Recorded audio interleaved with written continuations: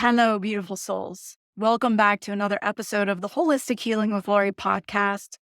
I am your host, Lori Rivers, and I'm here to guide you on your journey to wellness.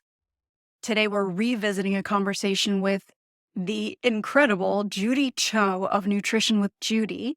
And this is from our 2021 Long COVID and ME CFS Holistic Healing Summit. Now, Judy is a nutritional therapy practitioner, author of The Carnivore Cure, and a renowned expert in the field of nutrition. This is a great conversation, so sit back, relax, and enjoy. So here today with Judy Cho, who is a nutritional therapy practitioner and the author of an amazing book called The Carnivore Cure. Judy holds a psychology and communications degree from the University of California, Berkeley, and has a holistic health private practice that focuses on gut health and root cause healing. And we're a big fan of that. She also focuses on meat-based elimination diets. And I'm a big fan of elimination diets, especially when you're dealing with these chronic illnesses. Right. So basically, Judy, you're a rock star in the nutrition world. Yeah. So we're going to be talking microbiome with you today. So Judy, welcome. Thank you so much for being here. Yeah, thank you for having me. I'm excited to talk to you about gut health. Yes.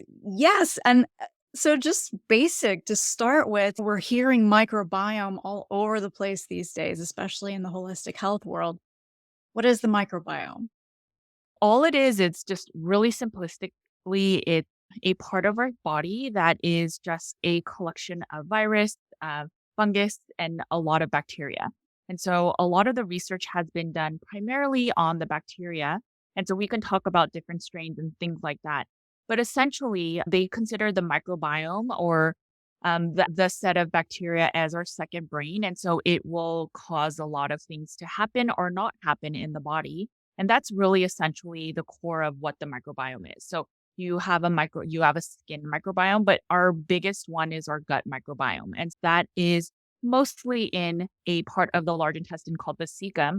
And that's where all of that is housed. Again, some of the virus, any of these gut bugs, and then the bacteria that's primarily housed in the cecum.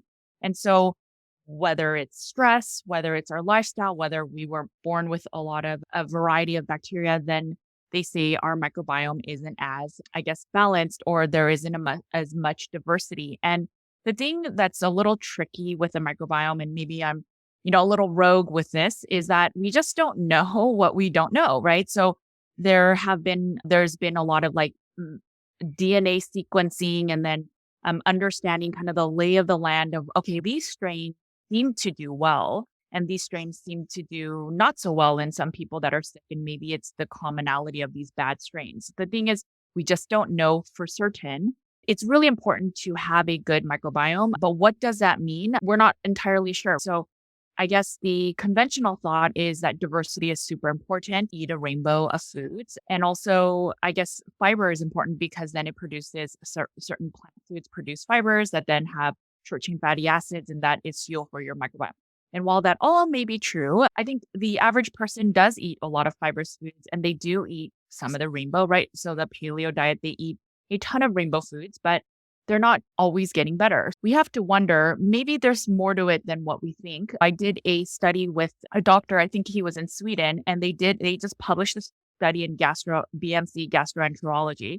And they showed that people that suffer with SIBO, or small intestinal bacterial overgrowth, when they implemented a carnivorous diet or a meat-based elimination diet, that got rid of the SIBO more than any other elimination diet, doing probiotics and all these other things. So again, if you eat just meat, your diversity is probably not going to be that much. And so we have to wonder, it is important to have a healthy, robust microbiome, but what does that mean? We're just not entirely sure. I just anecdotally, in my practice, seeing hundreds of meat-based clients now, I've seen a lot of gut healing in ways that we don't require medicine to get to root cause healing. And so I am a specialist in gut health, but I don't do what the common, gut health practitioners say, to eat a ton of fiber or eat the rainbow of plants. The rainbow of plants is a very new kind of thought. It's probably less than 50 years old. And we were healthier back yonder years with our gut health. So maybe we don't need to necessarily eat the rainbow plan. Some people in the world just either shuddered or fell over or something.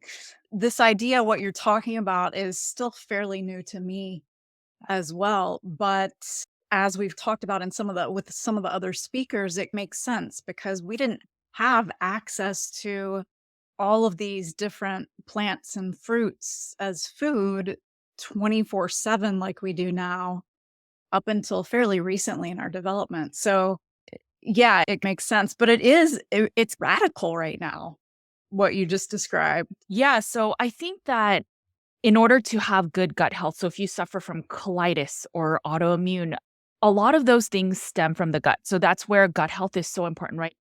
Everything we do with our body, one, we need to make sure that we're eating really good foods for our body to be fueled properly. But secondly, we need the digestive process from all the way from seeing our foods and salivating all the way to having a bowel movement. We need that whole process to work really well. And so rather than just focusing on, okay, what strains make the perfect lay of the land in our gut, which we, again, don't 100% understand, but understanding that, okay, how can I heal if I have upper GI distress or if my small intestine is being impacted and if I have autoimmune disease, then oftentimes it's related to the small intestine because most of our immune health is in our small intestine. 70 to 80% of our immune cells are within our small intestine. But that is also where we absorb most of our nutrients. So then it becomes very obvious that we need really good gut health to then protect the rest of our body and have it fueled and so on and so forth. So the first thing I would say is rather than focusing on specifically the different microbes, so whether it's the bacteria, the fungus, the yeast, whatever this balancing is, focus on where are you having any gut health issues. So if it's that right after you eat, you feel bloated, you're starting to burp, it's probably upper GI related. I would look into stomach and gallbladder functioning. Maybe it's that you need a little bit more stomach acid. Maybe you don't have enough acid to break down your foods. And then as it goes and cascades down your digestive process, now it's broken from the top. If it's that all of a sudden you eat a lot of carby foods and then like fiber rich foods, and then all of a sudden you have a lot of gas and you have like sharp stomach pains in your lower stomach area, maybe it's your small intestine. Maybe these fibrous foods are producing gas like methane and hydrogen that are causing distress. And then again, you may want to work on that. You may have to do some GI stool tests and other things to get to the root cause. But essentially, as you work on these different areas, you may want to take some probiotics. Probiotics can really live off of everything. Yes, maybe prebiotic foods will be more beneficial to feed them. But again, maybe it's okay that we're not eating prebiotic foods, right? I would say in my practice over 2 years now, most of my clients do not eat prebiotic foods. But I have all different types of gut health issues, colitis, C. diff, MRSA, and SIBO and IBS and IBD and all that. But we've healed it or we've supported it with a meat-based elimination diet. And then as they heal and if they want to add back plants, then we start going with the safer, less anti-nutrient foods. If you think about what anti-nutrients are, it's essentially if you have celiac disease and you're intolerant to gluten, gluten is an anti-nutrient. If you've ever had kidney stones and you need to remove after a kidney stone removal, they'll get you on a low oxalate diet, even though if the doctors don't explain it, but they'll say don't eat chocolate and spinach and almonds. Oxalates are again a anti-nutrient. So if you think about that, all plants have some amounts of anti-nutrients. And so when you reduce some of the anti-nutrients, then maybe you can incorporate some plants and figure out individually what makes sense for your own body. And that's the key to, I think, getting gut health is remove all the excess noise and then eat like the cleanest meat-based diet because no matter how messed up your gut is, your meat has the most bioavailable, nutrient-dense foods. So even if your gut has the lowest stomach acid, you have the highest chance of eating meat the way it is and then absorbing it versus with plants, you would have to digest, break down, convert it. Like, so if you need to convert beta carotene to vitamin A, for example, you need to have that good gut health and then you can absorb it. And so if you look at all elimination diets, the one commonality is they remove different forms of plant foods, fruits, but they all have meat in their very first stage of their elimination diet, except for a vegan diet. But in general, whether it's like a GAPS diet, Whole30, all paleo, they all include meat in the very beginning. And so you have to wonder, why don't we just remove all plant foods and see if we can heal our gut that way so we have less gas, less bloat. We can heal the digestive process because less toxins in, then there's less immune responses, right? And then you would have less of an autoimmune response to other things. And then as you heal, then you can say, okay, here's what I want to slowly reintroduce. And the way to do that is essentially that you have less symptoms, right? So you have less flares, you have less chronic fatigue, and whatever else you may be suffering with. Get to a baseline of where you feel pretty decent. And then you can figure out, okay, what else do I want to incorporate back? And that is the core of why gut health is so important, rather than figuring out, okay, what strain should I map out? Because we just don't know. And a lot of the studies are based on like a standard American diet. But what if you don't eat that way? What if you eat paleo, right? Yeah. Yeah. And for people with long COVID and ME/CFS, so many of them have these gut wrenching gut issues. Right. Yeah. I remember when I had it 20 years ago for 8 years, very severely for the first 2, maybe 3 years, alternating back and forth between diarrhea and constipation, which is not helpful for the body to heal when you're dealing with that. So, yeah, being able to follow these, and it makes it simpler to do the elimination diet. I know that because moving to a ketogenic diet, to a Paleolithic diet, it can get a little confusing. But with carnivore, it's meat. Eat meat. I'm a big proponent of symptoms, right? So I know that there's always rules and everything, and I get it.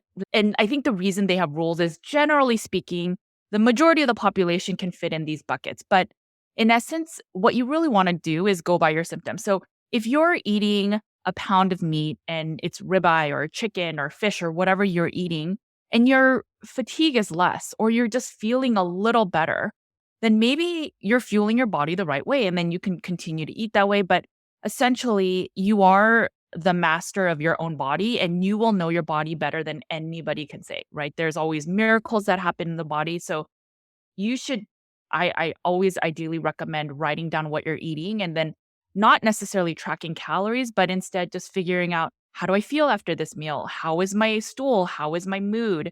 And if you noticed trends where, oh, if I eat just beef, I feel really good, or if I eat just chicken, or if I remove pork, or whatever the thing is, and that's how you can find your own healing. There's always baselines that you can follow and trends and diets, but essentially you have to find what works for you. But I always think starting with meat and then adding slowly back will be the easiest way that you can do it without a lot of complications. Now, yes, and we do get into some confusing areas when we think about things like candida die-offs. So let's say you're transitioning from a diet where you were eating carbs, maybe even sugar, maybe even a typical American diet, transitioning to, let's say, a carnivore elimination diet.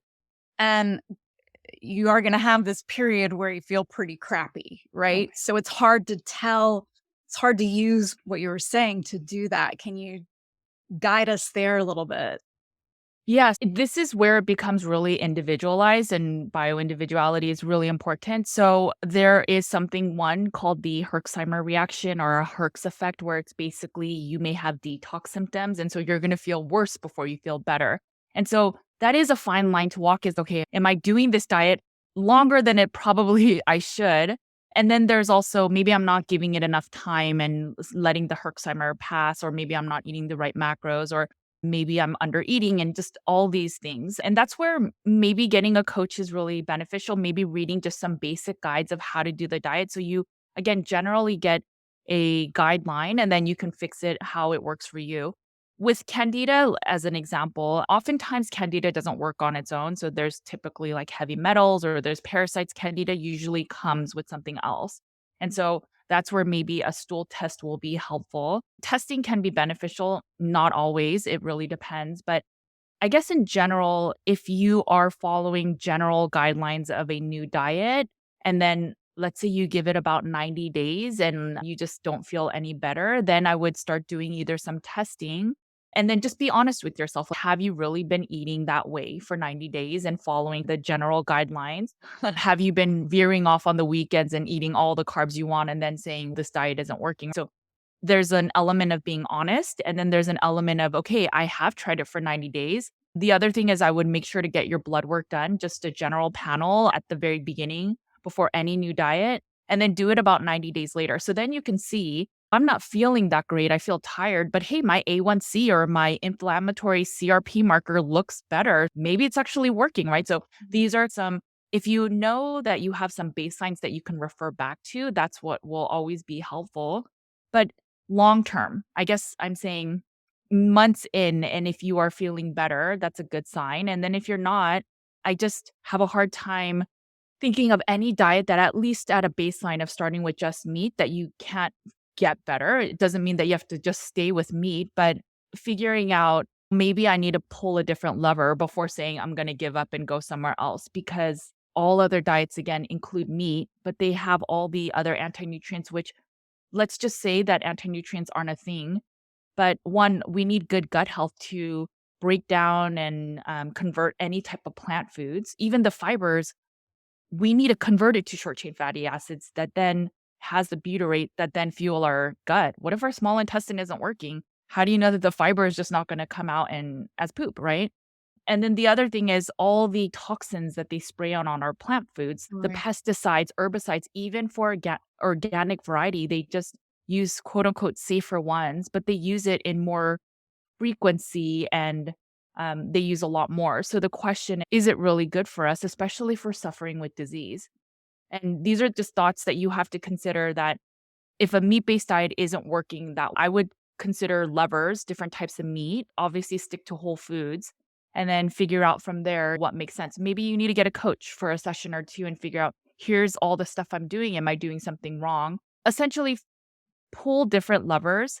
And then if it doesn't work, then yeah, you may have to try something different. But I haven't seen anyone that didn't have some type of healing with a meat-based elimination diet. So when you say pull different levers, What am I yeah, what exactly does that mean? So it can be macros, right? I will see women generally grew up in the low fat period where they're like, I can't eat Yeah. fat, right? Fat makes me fat. And so then they'll just eat the lean meats of maybe, so their total caloric distribution is maybe 50% fat and 50% protein. But it's really hard to eat a lot of protein. And so what'll end up happening is they'll eat not enough calories, and so then they'll say, "Oh, my thyroid isn't working as well," or "I'm starting to lose my hair on a carnivore diet or a meat-based diet." And you when I look into their calories, it's, "Oh, maybe you should dial up the fat." And as much as they don't want to do it, I'll say, "Try a little bit of butter, maybe do some lard, some suet, some tallow, whatever fat you prefer." And then as we also increase the calories, we see some healing. So that's one lever. Another lever is, like I was saying, is get a stool test, or you could take the candida test, although not all of them are accurate, but you could do that. And it's just figuring out what avenues can I look into to see why I'm not working. If you still have low energy and now your energy is worse on a meat-based diet, you may want to get your hormone panel done. So is it affecting your hormones? Am I not eating enough? Am I fasting too much? All of these things are levers. It's just, what I really mean is just, are there different options that you can try before you say, no, I'm going to go back to a standard American diet, which we know has a lot of nutrient poor foods Right. and causes more inflammation and more of an immune response when we're eating foods that are foreign to our body. Yeah.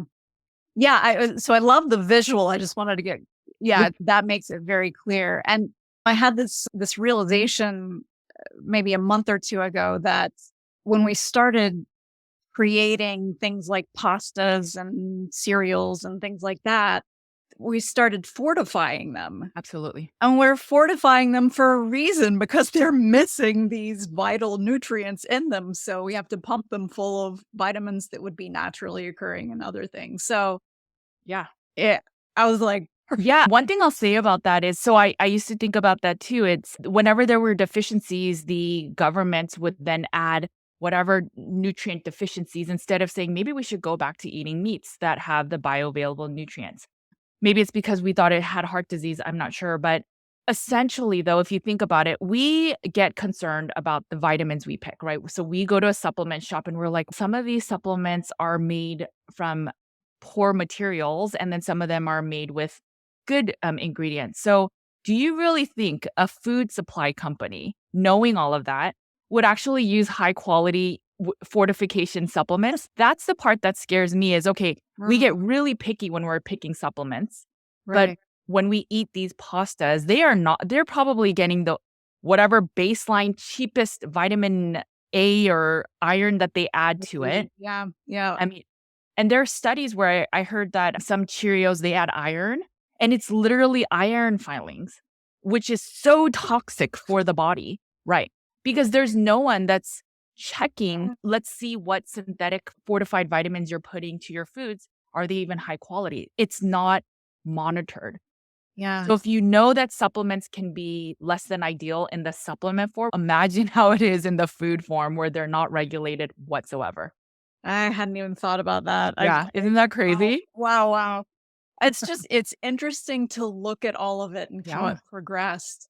So for when you're working with people, let's say who have something like chronic fatigue syndrome, like long COVID, these fatigue syndromes, these gut issues as well, do you recommend probiotics? I do for a lot of my clients only because if you've been on antibiotics, there are some studies that show that several years into taking antibiotics, it will still take that much longer for your good gut bugs to grow. We just don't know. There's some people say 2 years, some people say just a few months. We just don't know the answer to that. And we are taking more and more antibiotics. And not only is it antibiotics, we use hand sanitizers all the time. It's antibacterial, right? We eat carrots that the organic version, they use citrux, which is an antibacterial. So if you're eating carrots that have that on them and the carrot bag says you don't have to wash it. So you're eating that liquid that's an antibacterial. So you're, again, killing microbes. Yeah. Glyphosate on GMO foods. What it does, the GMO, the glyphosate, it kills a bacteria that basically, it has a toxin that basically kills the shikimate pathway, which in essence, it kills your bacteria. So it may not kill human cells and why it's been considered safe, but it actually kills our own microbiome, our bacteria cells. And that's one of the other dangers of eating genetically modified foods, especially with glyphosate. So knowing all of this, we probably have less bacteria than we ideally want. And so I have seen a lot of healing by taking probiotics. Now, there's so many probiotics. So the question always becomes, what Yeah. do I have to take? And that's an enlightening episode with Nutrition with Judy. I hope that you found our conversation as insightful and inspiring as I did. And for the full interview, you can go to www.longcovidsummit.com or mecfssummit.com. And just remember that this journey to wellness is a continual process. And so you're going to be constantly shifting and changing it, but also knowing that every step that you take towards better nutrition is a step towards a healthier you as well. If you enjoyed this episode, please give us a thumbs up and subscribe to our podcast for more holistic healing discussion. And don't forget to share your thoughts and experiences in the comments. I love, love, love hearing from you. And I'll see you in the next episode of Holistic Healing with Lori.